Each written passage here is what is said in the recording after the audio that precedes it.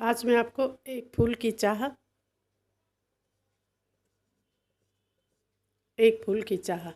ठीक है बच्चा किस यहाँ पर सियाराम शरण गुप्त द्वारा लिखित है। एक फूल की चाह सियाराम शरण गुप्त जी ने लिखा है। इस कहानी में छुआछूत और महामारी की चर्चा की गई है। यहाँ दो पात्र होते हैं, सुखिया और सुखिया के पिता। ये अछूत जाति के हैं, दलित अछूत जाति के हैं, इसलिए इन्हें मंदिर में घुसने की इजाज़त भी नहीं है।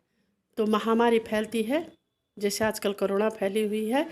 तो सुखिया के पिता चाहते हैं कि इस बार मैं अपनी बेटी को जैसे कैसे बचा लूँ, मैं इसे खेलने बाहर नहीं जाने दूंगा और इसे खेलने से रोकते थे, बाहर नहीं जाने देते थे।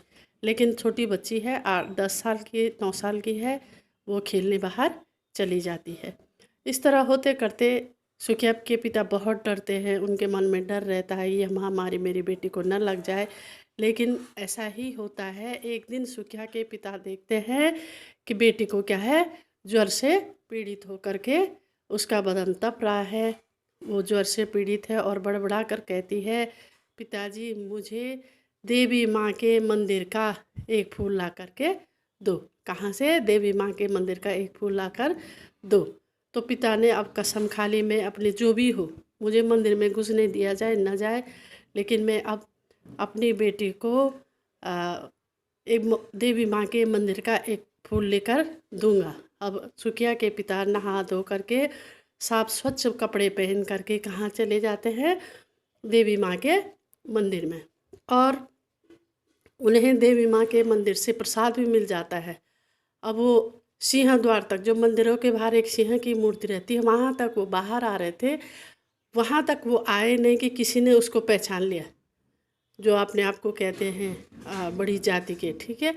उन्होंने पहचान दिया और सुखिया के पिता को वैसे प्रसाद तो मिल ही गया था, लेकिन उन्होंने पहचान दिया और सब ने उसको क्या कर लिया, अब सब ने उनको घेर लिया। अब यहाँ सारे इकट्ठे हो गए लोग, बहुत सारे इकट्ठे हो गए, यहाँ बहुत सारे लोग इकट्ठे हो गए और इन्होंने सुखिया के पिता को मारा। और जो फूल थे वो क्या हो गए, नीचे गिर गए। फूल क्या हो गए, नीचे गिर गए। अब उन पे आरोप लगाया गया कि तुमने मंदिर की जो परम जो अशुद्ध ये जो मंदिर को तुमने अशुद्ध कर लिया है, मंदिर की महिमा को भ्रष्ट कर दिया है। वहाँ मंदिर में धूप धूप नैवेद्य चल रहा था, लोग माँ की महिमा गा रहे थे, पाप हारणी माँ तेरी जय जय हो। तो उन्होंने उसको मारा और अदालत ले गए। कहाँ ले गए? अदालत ले गए। अदालत ने भी सुखिया के पिता ने अपना जुर्म कबूल किया कि हाँ मुझसे गलती हो गई। मेरे मंदिर में तो उसने कहा था कि मैंने कोई गुनाह नहीं किया। माँ जो भक्तों को बराबर सोचती है, वहाँ मैंने कोई गुनाह नहीं किया, लेकिन मेरा क्या अपराध है, ये इससे कोई बड़ा नहीं है। लेकिन लोग नहीं मानते हैं। जो सुखिया के पिता के हाथ के फूल थे वो गिर जाते हैं और अंत में होता है उसको अदालत ले जाते हैं। 7 दिन का उसको जेल में डाल दिया जाता है।